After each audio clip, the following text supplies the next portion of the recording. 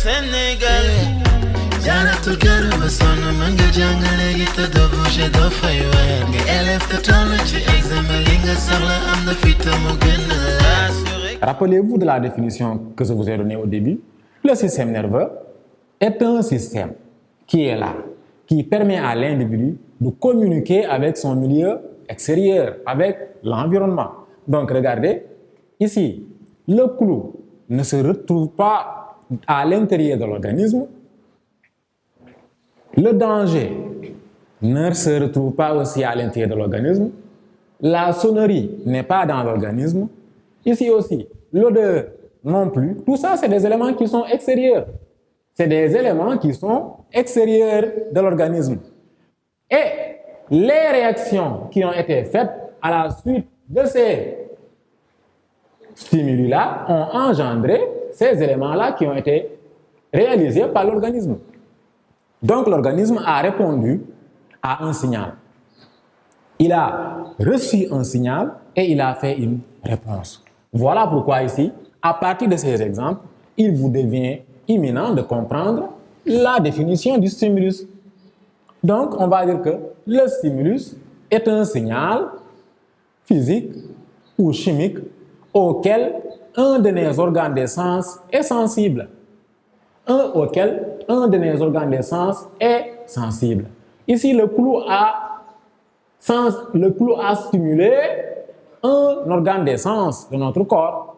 Celui-là a reçu l'information-là, a été excité, a envoyé l'information au niveau des centres, celui-ci a interprété et a envoyé un autre centre, l'organe a réagi. Ça se passe en des fractions de secondes.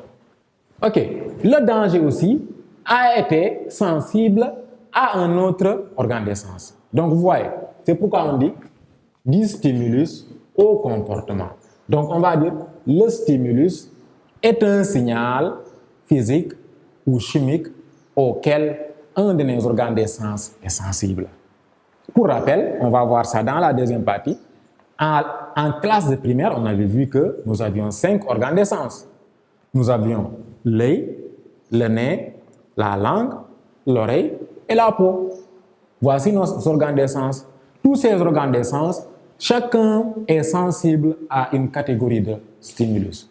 Et il faudra comprendre également que le stimulus-là a ce qu'on appelle une action spécifique. Qu'est-ce que cela signifie? Cela signifie que le stimulus de l'oreille est insensible à l'œil. Le stimulus de la langue est insensible à la peau.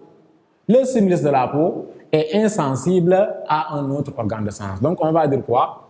Que le stimulus a une action spécifique. C'est important de comprendre ça, que le stimulus a une action spécifique. Ça veut dire qu'un stimulus ne peut stimuler qu'un seul type de récepteur sensoriel. Voilà. Donc, ici, voilà comment on peut définir le stimulus. Maintenant, le comportement. Le comportement ici va être défini comme étant la réaction faite par l'organisme. Donc, le comportement, on va définir ça comme étant le comportement. On peut dire que le comportement n'est rien d'autre que la réaction. On va dire que également, c'est le mouvement. On peut dire que c'est le mouvement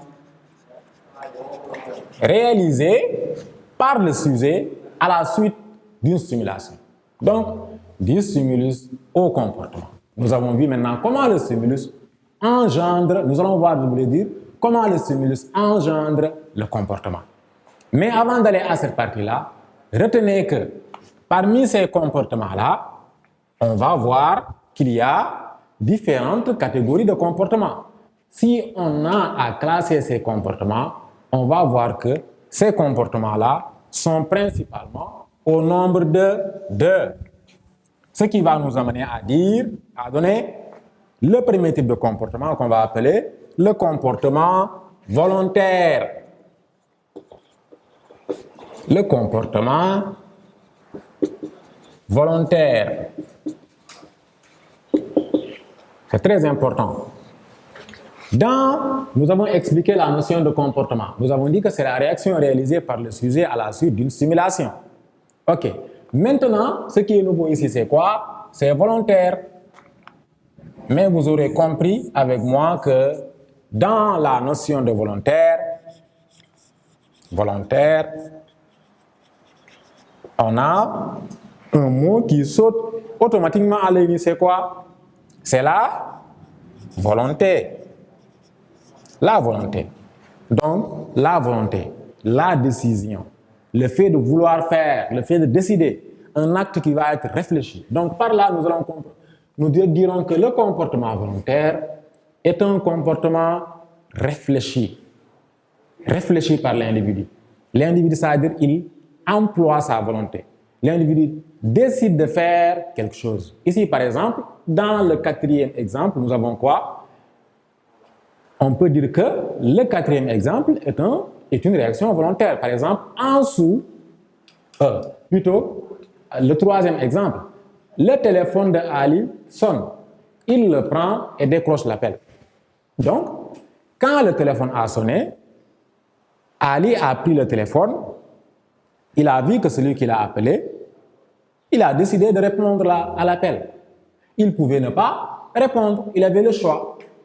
Il avait le choix de prendre l'appel, comme il avait le choix de rejeter l'appel. Donc, on va dire que cette réaction-là est un comportement volontaire. Pourquoi? Parce qu'il fait appel à la volonté de Ali. Ali a vu l'appel, il a décidé de prendre l'appel. Tout comme il avait aussi la capacité de rejeter l'appel ou bien de laisser le téléphone sonner jusqu'à aller à la boîte vocale. Donc, par là, on va dire que le comportement, l'exemple 3 est un comportement volontaire.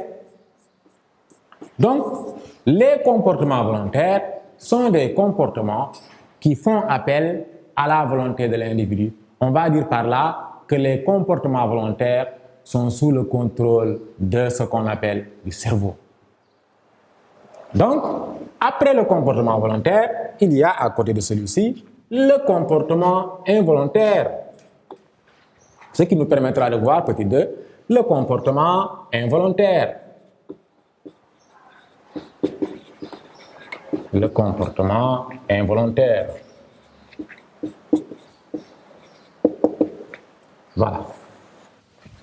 Donc, je rappelle qu'ici aussi, le comportement involontaire, il y a différentes catégories de comportements involontaires. On les appelle aussi des actes réflexes. On les appelle également des actes réflexes. Des actes réflexes. On ne va pas trop développer sur ça parce que ça fait partie du programme. Vous allez voir ça de façon très élargie, de façon très approfondie en terminale S, en TS. Le comportement, les actes réflexes. Mais ici en classe de troisième, on va simplement dire que, contrairement aux comportements volontaires qui font appel au cerveau, le comportement involontaire fait appel, lui, à d'autres centres nerveux. Il peut faire appel à la moelle épinière, il peut faire appel au cervelet, il peut faire appel au bulbe rachidien, et il y a même d'autres comportements involontaires qui font appel à ce qu'on appelle l'hypothalamus. Tout ça, c'est le programme de terminale. OK.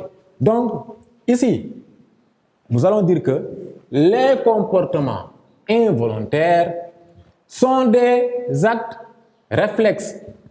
On peut ajouter beaucoup de qualificatifs. On peut dire automatique, on peut dire prévisible, etc., etc. Donc, vous allez simplement retenir ici en classe de troisième que les comportements volontaires sont commandés par ce qu'on appelle le cerveau. Les comportements involontaires sont commandés pour la plupart du temps par la moelle épinière. Rappelez-vous toujours du schéma du plan du cours. Je vous ai dit que le système nerveux était composé par des centres et des nerfs. Donc, nous avions dit que les centres, c'était le cerveau, la moelle épinière, c'est ça ce qu'on avait dit. Ici aussi, il y avait cerveau, cervelet, bulbe rachidien, et ainsi de suite. Regardez, le schéma, il est là. Je vous ai dit que les comportements volontaires, c'est des comportements qui font ou bien qui sont commandés par le cerveau. Voyez. Donc, c'est des comportements qui sont commandés par le cerveau. C'est des actions, c'est des réactions dont la commande se trouve au niveau du cerveau. Les comportements involontaires, eux, sont commandés pour la majorité, par la moelle épinière. Il y en a d'autres qui sont commandés, comme je l'ai dit tantôt, par ce qu'on appelle le bulbe rachidien, comme la salivation par exemple avec Pavlov. D'autres sont commandés par le cervelet, surtout au niveau de la recherche d'équilibre, par exemple. Les cervelets, vous marchez au tuto, vous voulez tomber, vous allez essayer de vous équilibrer. C'est des actions qui sont coordonnées par ce qu'on appelle le cervelet. Et il y a d'autres aussi comportements qui sont commandés par l'hypothalamus. L'hypothalamus. C'est un organe qu'on retrouve dans l'hypothalamus, au niveau de l'encéphale. Donc, vous voyez, la différence fondamentale entre les actes volontaires et les actes involontaires se situe au niveau des centres qui les commandent. Vous avez compris? Voilà. Donc, si dans les exemples-là, je voulais recenser ou bien je voulais ressortir des comportements volontaires, je vais voir, par exemple, le premier schéma, le premier exemple. Moussa marche pendant la nuit et percute un clou. Il percute un clou.